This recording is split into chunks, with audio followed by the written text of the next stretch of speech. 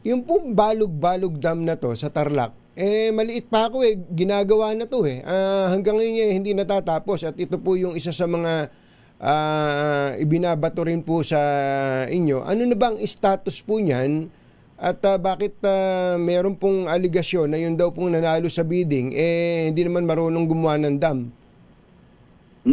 Actually, tama po kayo, no? Sinimulan po yan ni former President Corazon Aquino and then nag-start ng construction, yung actual construction actually noong panahon na ni President Pino. Yung phase 2 po ang hindi pa natatapos So yung phase 2 nagsimula kay President Pino yan, pero na-terminate po nitong last administration, ano? Opo. 2021 yata na-terminate yung project. At ibinalik po namin yan sa NEDA, pinaaral namin ulit, nag-restructure tayo, at ka-approve lang ng NEDA na itong 2025, na ipabid na rin po natin.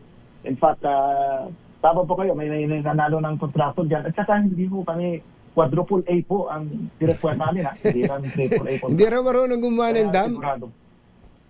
Yes po, maraming experience ito. In fact, Sino po ba nanalo? Sino po nanalo ngayon itong nung nirebid ninyo? Santa Clara Construction po. Santa Clara? Ito po yung gumawa rin dyan sa Kaseknan, dyan sa San Roque, yung sa marami palang Mindanao. Mahusay po na kontrato rito. Tinignan namin maigi yung background, yung record. Background kasi ang bilin sa akin ng ating presidente, after DDM, sabi niya, 2 presidente ng taga-Tarlac ang hindi na natapos. Pwede ba tayo naman tapusin na natin yan? Matatapos po ba? Kaya po yan. Kaya?